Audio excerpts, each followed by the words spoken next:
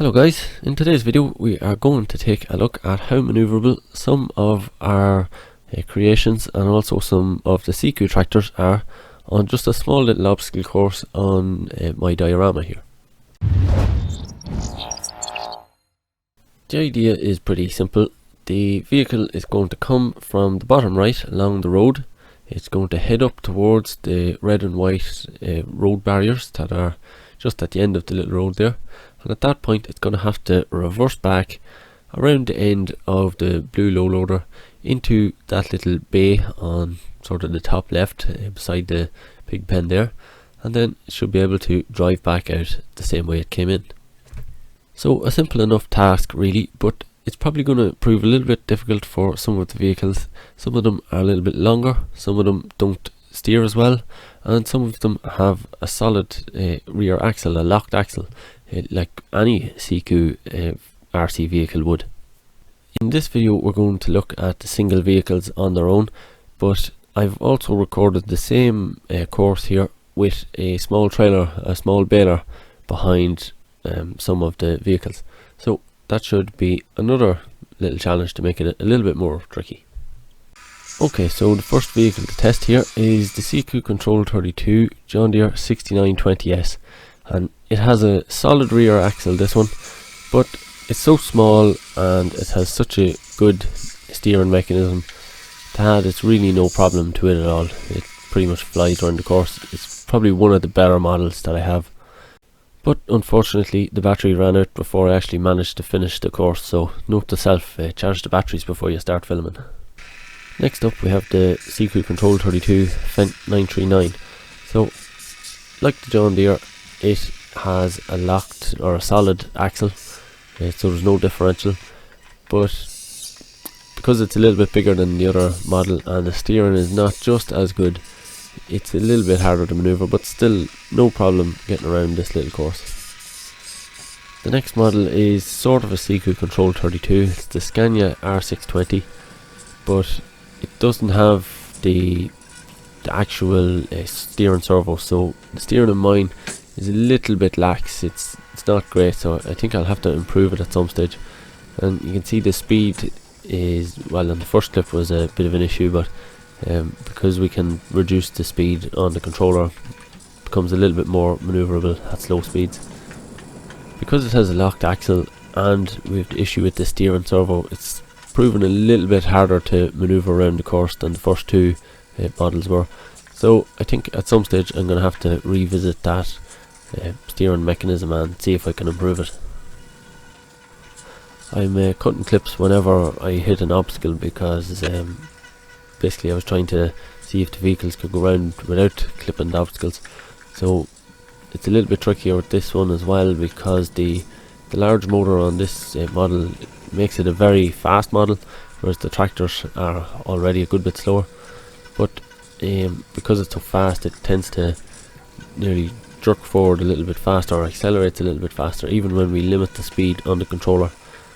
But it's not too bad. If you had a big trailer on the back of it, you'd need that big motor to get the whole thing moving. So, you know, without the trailer, it's bound to accelerate a little bit faster.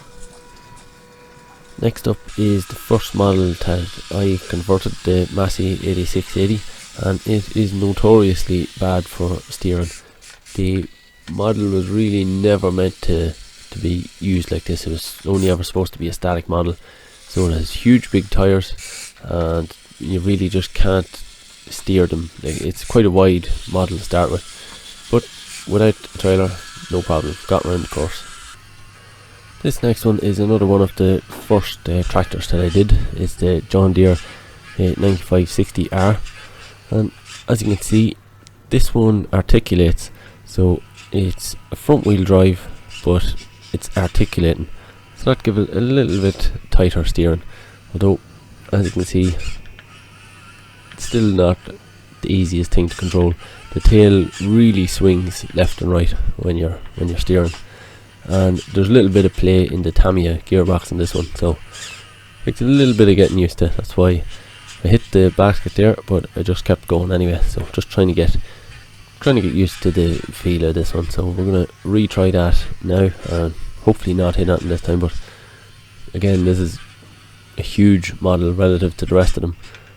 There's a huge big weight block on the front, and it's pretty wide. It actually started out as an 8-wheel model with 4 wheels on the front and 4 on the back, but we just got rid of the outside wheels because it would have been far too big for the diorama.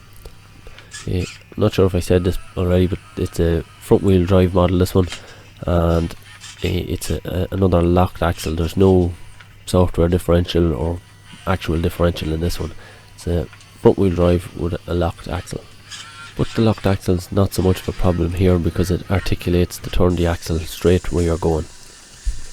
Next up we have the MAN truck, and it has a very long wheelbase relative to everything else, so you would imagine it would be much harder to control than the rest of the models, but we have our software differential, so the wheels are rotating closer to how a real vehicle would work.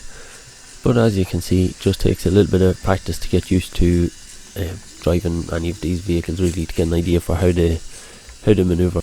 The course hasn't changed, it's the same width as all the other vehicles, but I'd still find this to be one of the more manoeuvrable trucks, despite the fact that it's such a long wheelbase, and also it has a dual rear axle, so you have to drag that second set of wheels around as you're turning. That also would make it a little bit more challenging, but I think the software differential massively makes up for any shortcomings that there is in the other aspects of the vehicle. So that's all the vehicles on their own gone through the course, and here's a little taster of what there'll be in the next video. So we have each of the vehicles with this John Deere. It's quite a small trailer, so not impossible, but the course hasn't changed. It's no wider, it's no longer, so it's going to be pretty challenging to fit the trailer around in the same space that we were struggling with some of them to get just the vehicle alone around.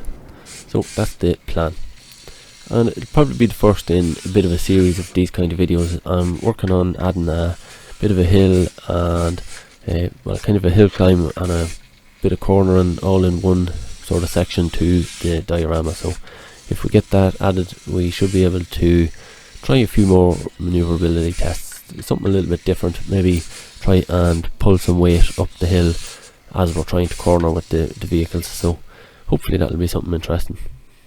As you can see, that didn't work out so well for the Massey, but spoiler alert, it will actually get through in the next video. It just takes a little bit of practice with some of these models to get used to it. The Massey, like I said, doesn't have great steering, and the locked axle with it, the big wide tyres, makes it pretty challenging.